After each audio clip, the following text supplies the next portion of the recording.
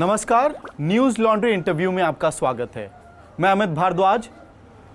आज जब हम ये वीडियो रिकॉर्ड कर रहे हैं दिल्ली से 200 किलोमीटर दूर उत्तर प्रदेश के सहारनपुर डिस्ट्रिक्ट के अंदर माहौल गर्म है।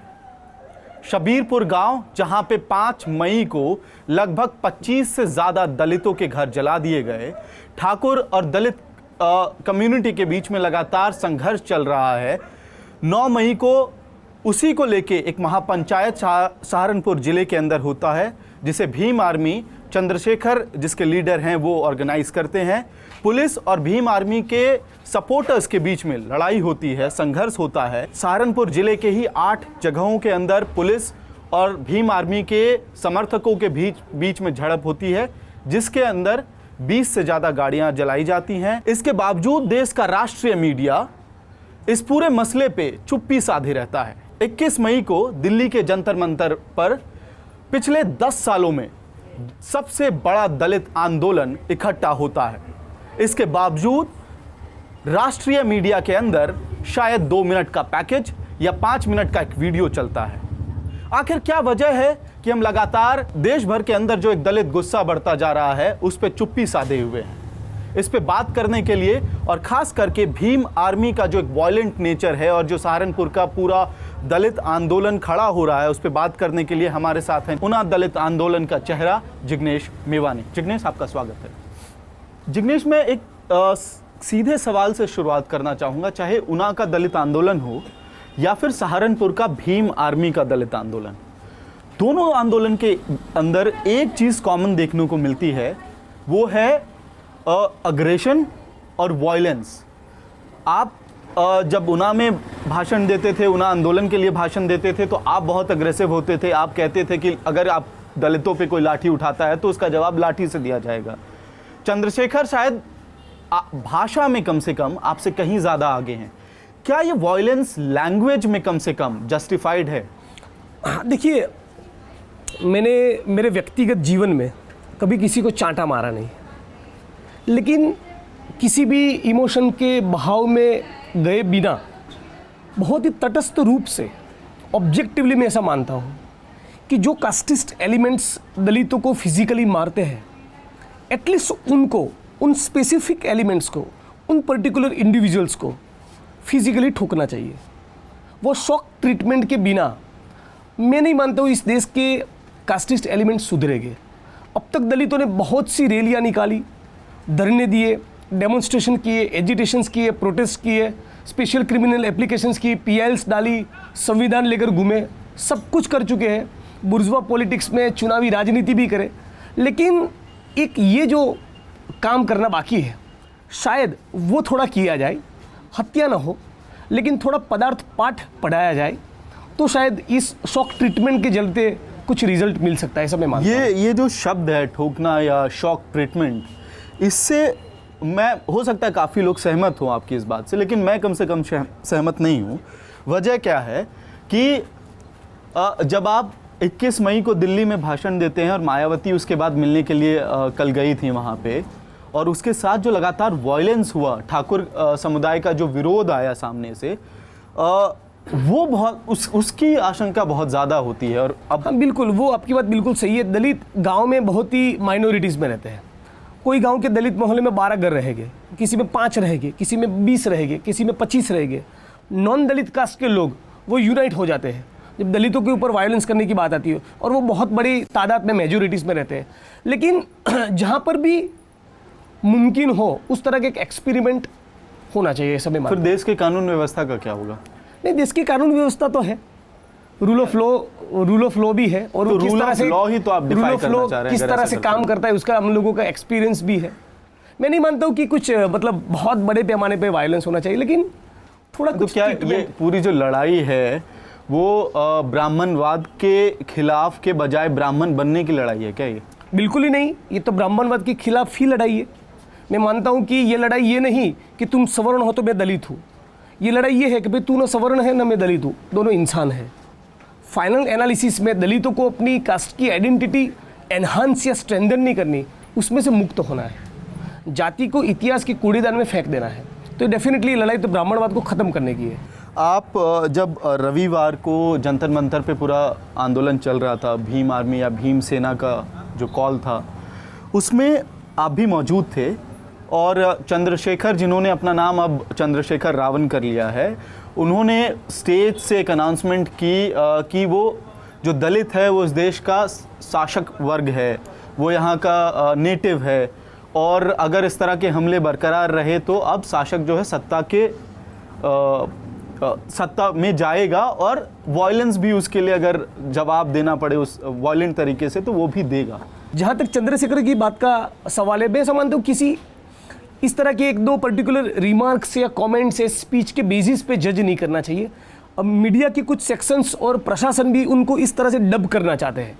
मैं सब मानता हूँ कि उनकी बॉडी लैंग्वेज, उनकी कंटेंट, उनके अब तक के अप्रोच में एक तरह की एग्रेसिवनेस, एसर्टिवनेस और मिलिटेंसी है, which is very very it's a welcome thing, बहुत ही पॉजिटिव बात है। लेकिन सच्चा एग्रेशन या सच्ची मिलिटेंसी या सच्ची एसर्टिवनेस तो वो होगी जो एक आइडियोलॉजिकल फाउंडेशन के साथ लंबी लड़ाई लड़े। इसी सवाल पे मैं आने वाला था कि एक मॉडल ऑफ रेजिस्टेंस क्या होगा फिर?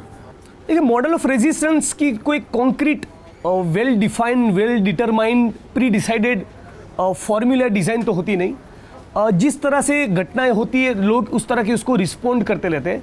लेकिन दलित आंदोलन, कोई भी दलित संस्था उसमें इन्वॉल्व हो, कोई भी दलित संगठन हो, कोई भी दलित पॉलिटिकल पार्टी हो, दलित आंदोलन का अंतिम लक्ष्य एनाइलेशन ऑफ कास्ट यानी कि जाति निर्मूलन होना चाहिए। ऐसी बात दलित आंदोलन में बहुत चलती है कि SC ST OBC 85%, सामने वाले 15% उनको हटा दो तो पावर में आ जाओ। दलील के तौर में SC ST OBC political power achieve कर लिया सपोज, फिर जाति निर्मूलन कैसे होगा? तो उसकी कोई ब्लूप्रिंट हमारे पास नहीं है। ये इसलिए नहीं है कि उसके डिबेट में, डिस्कोर्स में हम लोग गए ही नहीं। ये मैं मानता हूँ दलित आंदोलन की सबसे बड़ी वीकनेस है। इनफैक्ट इसी के चलते डॉक्टर आनंद तिलतुमड़े जैसे स्कॉलर तो यहाँ तक क्लेम करते हैं कि हमारे देश में कहाँ अम्बेडकराइट मूवमेंट है। अम्बेडकराइट मूवमेंट तो वो होगी जो जाति निर्मूलन के विमर्श में जाए, जाति निर्मूलन का प्रोग्राम तय करे। केवल दलित इश्यू की बात करना या एट्रोसिटीज के मामले में इन्वॉल्व होना, वो जाति निर्मूलन नहीं होता। आपका जो पिछले 1.5-2 साल का जो एक्सपीरियंस रहा है, चाहे ऊना आंदोलन के पहले और उस आंदोलन को खड़ा करना और उसके बाद, क्या उसमें कोई उस एक्सपीरियंस के आधार पे आपको लगा कि कोई मॉडल तैयार हो सकता है देश में, एक व्यापक तौर पे एक मॉडल तैयार किया जा सकता है? डेफिनेटली मॉडल तो तैयार हो सकता है, लेकिन मैं ऐसा क्लेम नहीं करूंगा कि मेरा एक्सपीरियंस इतना तगड़ा या सब्सटेंशियल है कि I would not claim on the basis of that I have a model और ब्लूप्रिंट और अ फॉर्मूला। लेकिन मैं इतना जरूर कहूँगा कि जिस तरह से हम लोगों ने मृत पशु के निकाल का काम छोड़ा और उसके शपथ लिए, गांव जाकर शपथ लिए, ऊना के आंदोलन के मंच पर से लिए 15 अगस्त के दिन ऊना में से, अहमदाबाद के दलित महासम्मेलन से, तो उसके चलते एक ज़बरदस्त चेतना का जो राइज हुआ, एक कॉन्फिडेंस बिल्डिंग का काम हुआ। उसके चलते सचमुच कुछ गाँव के लोगों ने, जातीय व्यवस्था ने उनके सर के ऊपर ये जो मैले गंदे काम थोपे हैं, जैसे कि मृत पशु के निकाल का काम करना, वो छोड़ दिया। और कुछ लोग एक्चुअली लैंड स्ट्रगल्स में इन्वॉल्व भी हुए। तो एक तरह से आत्मसम्मान की लड़ाई भी आगे बढ़ी और अस्तित्व की लड़ाई भी आगे बढ़ी। तो इसी दो तरह की लड़ाई का एक कॉम्बिनेशन कर हम लोग आगे बढ़े तो definitely it can lead to some formula. Weakness की आपने बात की थी। देश भर के अंदर जो भी दलित मूवमेंट को लेके जो एक्सपेरिमेंट्स हुए हों, तो मैं उसका बहुत ही प्रेजेंट एक कॉन्टेक्स्ट लूँगा या एग्जाम्पल लूँगा रैदर, फिर मैं जंतर मंतर पे ही वापस जाऊँगा। आप भी मौजूद थे, चंद्रशेखर भी थे, उनके बहुत सारे सपोर्टर्स थे वहाँ पे। पहले इसका 2 पार्ट हैं इस सवाल के। पहला पार्ट क्या कि पूरे दलित आंदोलन में क्या एक कोई नॉन दलित वॉइस बन सकता है या नहीं बन सकता? इसका जवाब पहले दे दें।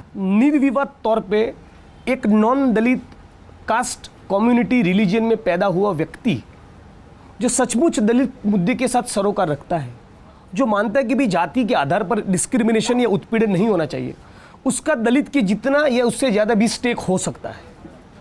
Only because he or she is born into a particular non Dalit caste, उस ग्राउंड पे उसको रिजेक्ट या डिस्कार्ड करना to me is nothing but ब्राह्मणवाद। कन्हैया को उस दिन बोलने नहीं दिया। बिल्कुल, ये जिन लोगों ने कन्हैया को बोलने नहीं दिया वो उनका कास्टिज्म रिफ्लेक्ट करता है। केवल कन्हैया की बात नहीं, एक दलित मूवमेंट में एग्जाम्पल के तौर पे दलित मूवमेंट में बहुत से ऐसे कैरेक्टर्स, कार्टून्स है जो सिर्फ उस ग्राउंड पे कुछ लोगों को रिजेक्ट या डिस्कार्ड कर देते हैं कि आप नॉन दलित हो जी। तो वो एक बहुत ही बकवास एटीट्यूड है। ऐसे मैं तो मानता हूँ कि ये साफ तौर पे एक तरह का नियो ब्राह्मणवाद है जो दलितों में पैदा हुआ। अब इसके दूसरे पार्ट पे आता हूँ। यूनिटी का एक बहुत बड़ा क्वेश्चन रहता है कि अलग अलग स्फेयर से, अलग अलग रीजन से जो दलित लीडर्स निकल के आते हैं और जो मूवमेंट्स निकल के आते हैं, उसमें यूनिटी नहीं बन पाती है। क्या वजह है? Again I quote Sundays event, जब आप स्पीच देने के लिए गए तो मुश्किल से मुझे लगता है 2 मिनट भी आप नहीं बोल पाए थे स्टेज पर। उस पर्टिकुलर दिन ऐसा था कि एक तरह का स्पॉन्टेनियस फ्लो था। लोग अपने आप किसी एक व्यक्ति को, किसी एक संस्था को, किसी एक बैनर को देखकर नहीं आए थे, अपने आप स्पॉन्टेनियसली आए थे। तो उनको शेप देने वाली, चैनलाइज देने वाली कोई फोर्स नहीं थी। तो उस वजह से बहुत पूरा मामला एक इम्प्रेसिव, तगड़ा शो ऑफ स्ट्रेंथ भी रहा, एट द सेम टाइम थोड़ा केओटिक भी रहा। तो उसको मंच को ढंग से मैनेज नहीं किया गया, तो उसके चलते भी ये हुआ। और मुझे आई वो फीलिंग कि कुछ ऐसे लोग भी थे, वो सचमुच चाहते थे कि उमर खालिद वहाँ पे ना बोले, जिग्नेश मेवाणी वहाँ पर ना बोले, कन्हैया कुमार ना बोले। ऐसा भी एक टेंडेंसी हो सकती है इसकी? उसकी बहुत से वजह हो सकती है। Ideological differences, ego clash, individual heroism बहुत में पैदा हुआ है। ये एक्स या वाई को प्रोमिनेंस मिल जाएगा तो उसकी चिंता। तो कोज जब प्रायोरिटी में से हट जाता है तो बाकी के इस तरह के पहलू आपके ऊपर हावी होते हैं। क्या आपको लगता है क्या यही वजह है जिसकी वजह से दलित मूवमेंट लार्जर स्केल पे सक्सेसफुल नहीं हो पाया है? क्या ये उनमें से एक वजह हो सकते हैं? डेफिनेटली उनमें से एक वजह है, लेकिन मेरा ऐसा मानना है कि आज की तारीख में दलित मूवमेंट का ये जो लमेंटेबल स्टेट है, इसकी बहुत से पहलू है। उसका सबसे पहला प्रमुख कारण तो ये है कि दलित मूवमेंट का एक लॉजिक शेप नहीं ले रहा है। दलित मूवमेंट केवल एट्रोसिटीज़ या अनटचेबिलिटी को ख़त्म करने के लिए नहीं है। दलित मूवमेंट जाति निर्मूलन के लिए है। Caste and class are intertwine in this country. जाति और वर्ग एक दूसरे में घुले मिले हैं। तो जब तक दोनों के सामने एक साथ संघर्ष नहीं किया जाएगा, तब तक जाति निर्मूलन की दिशा में हम लोग आगे नहीं बढ़ पाएंगे। बाबा साहब अम्बेडकर ने 1916 के उनके ऐसे कास्ट इन इंडिया में कहा that caste is an enclosed class. D Kosambi ने कहा in India classes arose in the form of caste. तो साफ तौर पे हम लोग देख सकते हैं कि जाति और वर्ग एक दूसरे में घुले मिले हैं। इनफैक्ट 1938 के रेलवे के कामगारों के संघर्ष के दौरान बाबा साहब अम्बेडकर ने तो यहाँ तक कहा कि इस देश के दलित और श्रमजीवी वर्ग के 2 शत्रु हैं, एक है ब्राह्मणवाद, दूसरा है पूंजीवाद। लेकिन कौन सी दलित पॉलिटिकल पार्टी या कौन सा दलित संगठन ब्राह्मणवाद के साथ साथ पूंजीवाद मुर्दाबाद भी कहने को तैयार है? इसलिए नहीं कहना मेरे हिसाब से। फिर भी आपको ये सवाल में जाना पड़ेगा कि पूंजीवाद क्या है, कैसे पैदा हुआ, समाज में वर्ग कैसे बढ़े, पूंजीवाद का ग्लोबलाइजेशन या इंपीरियलिज्म के साथ एक ऑर्गेनिक लिंक क्या है, आज पूंजीवाद कौन से चरण में है, उसको कैसे खत्म किया जाए। इस सवाल में आपको जाना नहीं। इस सवाल में यदि आप जाएंगे तो आपको झक मारा कर मार्क्स के पास जाना पड़ेगा, जिसने कैपिटल का क्रिटिक किया, तो उसको लेकर तो आपको बायस है। तो इसलिए आम्बेडकर ने भी कहा कि पूंजीवाद आपका शत्रु है, फिर भी उस आम्बेडकर को कहीं ना कहीं छुपा के रखते हैं। ये दलित आंदोलन की एक डिसऑनेस्टी है। They interpret Ambedkar very conveniently. Ambedkar के इंटरप्रिटेशन से मैं एक ऐसी पार्टी पे आना चाहूँगा जो लंबे समय तक उत्तर प्रदेश और देश के विभिन्न राज्यों में दलित राजनीति का प्रतिनिधित्व करता आया है, बहुजन समाज पार्टी। कल जब मायावती शब्बीरपुर गांव जा रही थी, उसके पहले एक खबर चली कि मायावती पहले हेलीपैड बनवाना चाहती हैं सहारनपुर में, उसके बाद वो दलित परिवारों से मिलेंगी। जब हेलीपैड नहीं बना तो उन्होंने कहा कि अगर मुझे कुछ होता तो इसकी जिम्मेदार भाजपा सरकार होगी। तो एक जो परिवार जो संघर्ष कर रहे हैं, जो बहुत ही क्रिटिकल पोजीशन में है अभी, वहाँ पे पहुँचने के लिए क्या एक हेलीपैड, क्या एक हेलीकॉप्टर की ज़रूरत होनी चाहिए एक लीडर को, या जल्द से जल्द उन परिवारों से मिल के उनके दुख को शेयर करने की कोशिश होनी चाहिए? इसके रिस्पॉन्स में मैं सिर्फ इतना कहूँगा कि भारतवर्ष का ज़्यादातर दलित तबका गाँव में बसता है। दलित सर प्रीडोमिनेंटली रूरल पीपल। गांव में बसने वाले इन दलित में से भी 90% लैंडलेस है। बाकी के जो दलित शहरों में बसते हैं वो प्राइवेट कंपनीज और फैक्ट्रीज में जाते हैं, गटर में उतरते हैं, मृत पशु के निकाल का काम करते हैं, गाँव में मेला उठाते हैं। ये जो दलित है वर्किंग क्लास, यदि मैं उससे बिलोंग करता हूँ तो मैं ये हेलीपोर्ट वाले नेताओं से खुद को आइडेंटिफाई नहीं कर पाऊंगा। इसी बात पे एक लार्जर क्वेश्चन आज देश में 10% लोगों के पास 80% प्रॉपर्टी है। ये मुद्दा दलित मेनस्ट्रीम पार्टी क्यों न उठाए? इंडियन पब्लिक हेल्थ स्टैंडर्ड के नॉर्म्स के मुताबिक सारे सब सेंटर, पीएचसी, सीएचसी और डिस्ट्रिक्ट अस्पताल में स्पेसिफिक मेडिकल फैसिलिटीज़ और मेडिकल स्टाफ होना चाहिए। ये नहीं होने के चलते दलित ज़्यादातर सरकारी अस्पताल में ही जाते हैं। तो ये पब्लिक हेल्थ की पॉलिसी का मुद्दा दलित आंदोलन या दलित पार्टी क्यों ना उठाए? सेल्फ फाइनेंस कॉलेज के कल्चर के चलते पूरी शिक्षा का बाजारूकरण हो चुका है। ये दलित आंदोलन का विषय क्यों नहीं बन रहा है? दलित मेनस्ट्रीम पार्टी ये मुद्दा क्यों नहीं उठाते कि 5 साल में मोदी जी ने कहा था कि 2 करोड़ लोगों को रोजगार दूंगा, उसका 1% लोगों को भी रोजगार नहीं मिला है। 50% बहनों के बदन में ब्लड नहीं है इस देश में। 5 साल के दौरान 30 लाख मकान बनाने का प्रॉमिस दिया था। तो ये सारे जो अस्तित्व के सवाल है, हाँ, ये दलित मेनस्ट्रीम पार्टी उठाती नहीं। तो दलितों का सवाल केवल जाति आधारित उत्पीड़न ही नहीं है। तो इसमें एक और सवाल फिर ये जुड़ के आता है कि चाहे रोहित वेमुला की इंस्टीट्यूशनल मर्डर का मामला हो या फिर सहारनपुर में जो घटना हुई है, आंदोलन लगातार बढ़ के आए हैं, लेकिन पॉलिटिकल ऑल्टरनेटिव कोई निकल के नहीं आया है। 2-4 छोटे मोटे एक्सपेरिमेंट्स हैं, बीएसपी जैसे एक्सपेरिमेंट्स हैं, बीएसपी जैसे, लेकिन क्या वजह है कि जिग्नेश मेवानी पॉलिटिक्स से पीछे हटते हैं, या चंद्रशेखर जब अपना बड़ा लार्जर मूवमेंट करते हैं दिल्ली में तो कहते हैं कि मैं वादा करता हूं मैं कोई किसी पॉलिटिकल आउटफिट में ना जाऊंगा, ना पॉलिटिकल आउटफिट शुरू करूंगा? एक ऑल्टरनेटिव पॉलिटिक्स का प्लेटफॉर्म क्यों नहीं शुरू होता? मैं ऐसा वादा नहीं कर रहा हूँ। मैं ऐसा मानता हूँ कि जो आंदोलन मैं चला रहा हूँ या जो आंदोलन, जो कॉज में मैं इन्वॉल्व हूँ, उसको केवल चुनावी राजनीति के संदर्भ में नहीं देखा जाना चाहिए। लेकिन एट द सेम टाइम मेरी ऐसी भी पोजीशन है कि किसी कीमत में मैं चुनावी राजनीति में नहीं जाऊँगा। मैं मानता हूँ कि जनता की लड़ाई जनता के पैसों से, जनता के साथ सड़कों पर उतरकर जमकर लड़नी चाहिए। एट द सेम टाइम जिस तरह के डार्क डेविल फ्यूडल फोर्सेस राजसत्ता के ऊपर कब्जा करके बैठे हैं, उनको डिसमेंटल करने के लिए, उनको वहाँ से हटाने के लिए चुनावी राजनीति में इंटरवीन भी करना चाहिए।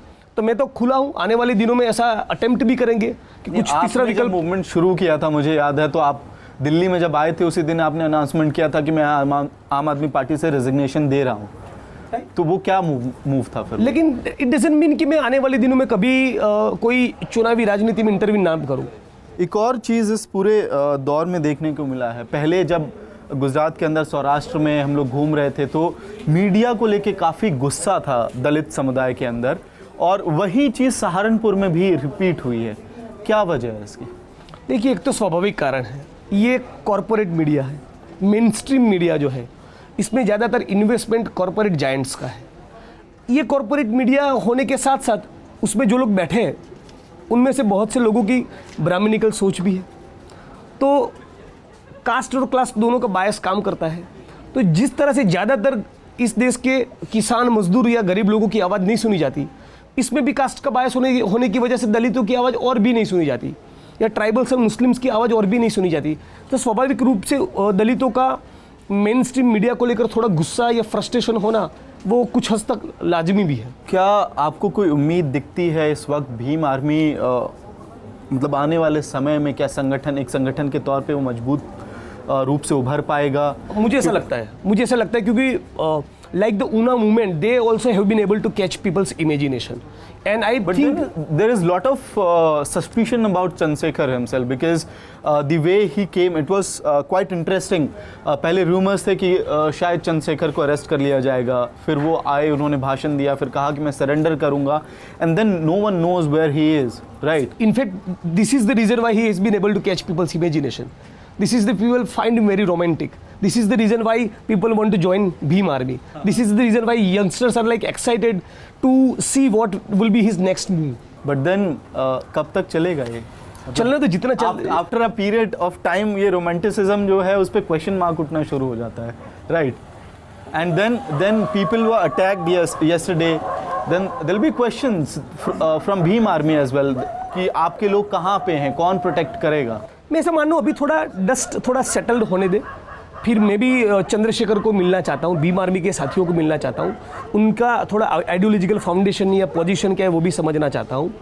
और न कि मेरा कोई बहुत क्लियर है, हम लोग भी सीख रहे हैं, लेकिन फिर आने वाले दिनों में थोड़ा संवाद बढ़ेगा तो फिर कुछ रास्ता निकलेगा, कुछ यूनिटी भी हो सकती है, साथ में मिलकर कुछ काम भी कर सकते हैं। लेकिन सो फार अब तक जो भी हुआ मुझे लगता है I see it very very positively, the way Bhim Army has emerged, the way they could capture people's imagination and unite this much of people, particularly youngsters, is definitely something very positive. Last two questions. when Una movement was going on, you were very critical about BJP and specifically RSS. अब जब सहारनपुर में पूरी घटना शुरू हुई है और लगातार दलितों पे अटैक हो रहा है, even though Chandrashekhar speaks against RSS, but वो खुल के वो जो स्टैंड है वो खुल के सामने नहीं आता है बीजेपी RSS के खिलाफ। मैं उस पर टिप्पणी नहीं करूंगा इसमें, क्योंकि उसको लेकर अभी मैं कुछ सस्पिशन खड़ा करूं तो शायद बहुत ही प्रीमेच्योर और अनजस्ट होगा। लेकिन मेरी पोजीशन तो क्लियर है, जो ऊना के वक्त थी जी, ऊना से पहले थी, हाँ, आज भी थी। मैं मानता हूँ ये हिंदू राष्ट्र बनाने का, संघियों का, बीजेपी का जो डेस्परेशन है, उसी के चलते उत्तर गुजरात के वडावली गांव के 100 मुस्लिमों के घर जलाए जा रहे हैं। इसी डेस्परेशन के चलते सहारनपुर के लोगों को घर जलाए जाते हैं। ऊना में भी जो परपेट्रेटर्स ऑफ क्राइम थे, उन्होंने भी वीडियो बनाकर सर्कुलेट किया। यहाँ पर भी ये कास्टिस्ट फ्यूडल फोर्सेस इतने फियरलेस महसूस करते थे कि उनको जो जुलूस लेकर सब्बीरपुर गांव में जाने का कोई कारण नहीं था, फिर भी गए, दलितों के मोहल्ले में गए, रविदास मंदिर के बाहर गए, तलवारें निकाली, कास्टिस्ट रिमार्क्स किए, दलितों को धमकाया और बोला कि जय रजपूताना, अंबेडकर मुर्दाबाद। तो ये जो चर्बी दिखाते हैं वो लोग, वो कहाँ से आती है? ये एश्योरेंस है कि स्टेट उनको प्रोटेक्ट करेगा। तो जिस तरह से हिंदू राष्ट्र का ये एजेंडा आगे बढ़ता जाएगा, सिंप्लीफाई कैसे कर देते हैं आप इवेंट्स को? जो भी हुआ वहाँ शबीरपुर गांव में इतने सिंपल तरीके में तो नहीं हुआ था।